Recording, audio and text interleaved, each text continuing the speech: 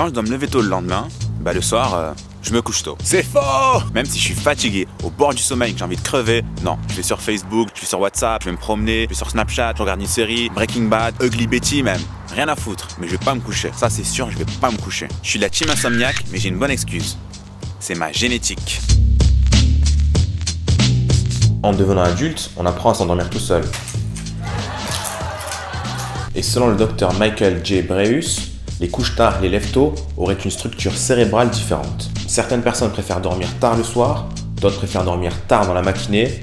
C'est ce qu'on appelle les chronotypes. C'est la disposition de l'organisation des périodes quotidiennes d'activité ou de repos. Il semblerait en fait que ces dispositions soient déterminées par des facteurs génétiques et biologiques. Bah ouais, c'est ma génétique, je te dis. Les différents chronotypes sont donc liés à des différences génétiques, mais également à des différences de mode de vie. Ouais, bon, j'avoue. Des scientifiques de l'université d'Aix-la-Chapelle en Allemagne ont scanné différents cerveaux, ceux des couches tard et ceux des lève-tôt. Ils ont découvert qu'en comparaison des lève-tôt, les couches tard avaient une moindre densité de substances blanches dans leur cerveau. C'est toi, ouais? La substance blanche est un tissu qui facilite la connexion entre les cellules nerveuses. Moins on en a, plus nos fonctions cognitives sont perturbées. Les personnes qui se couchent tard se lèvent donc plus tard. Elles sont en décalage avec le monde qui les entoure et en particulier avec les horaires des écoles ou du travail qui suggèrent de se lever tôt. Cela peut amener les couches tard qui seraient en constant manque de sommeil à des effets comme la fatigue, des douleurs physiques, un manque de concentration et un inconfort. Des symptômes qui sont généralement associés au décalage horaire lié au voyage. En fait, je suis en jet lag, mais tous les matins.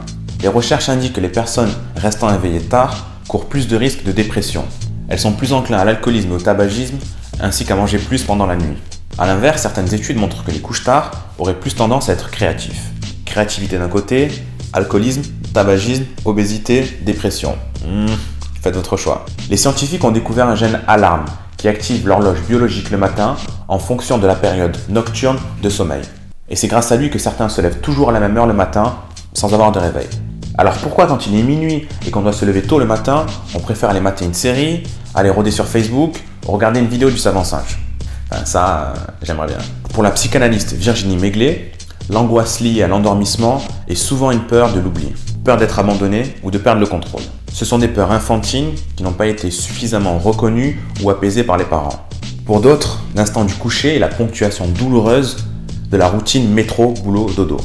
Pour le psychiatre et psychothérapeute Georges Alcaraz, après une journée anxiogène, on a besoin d'un moment récréatif pour oublier l'idée que la journée qu'on vient de passer n'a été que contrainte familiale et professionnelle. La solution, selon Damien Léger, spécialiste du sommeil, est de préparer sa nuit en amont. En effet, une nuit, ça peut se préparer en baissant son niveau d'activité, le niveau sonore autour de soi, la luminosité, ainsi que la température. Car le corps a besoin de baisser de 1 degré en température pour s'endormir. Mais surtout, la solution est de se détacher de son smartphone. Donc en résumé, si vous êtes de la team insomniaque, il y a plusieurs explications, soit la biologie, soit votre rythme de vie. Dans tous les cas, vous pouvez le traiter en préparant vos nuits et ça peut vous éviter l'alcoolisme, le tabagisme, l'obésité et la dépression. À vous de voir. Cette vidéo vous a plu, n'hésitez pas à mettre un pouce vers le haut, à vous abonner et à partager avec vos amis sur Facebook et Twitter. Et n'oubliez pas, la connaissance, c'est comme l'amour. Elle grandit quand on la partage.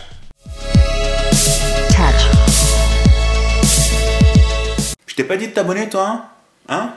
Abonne-toi, mec.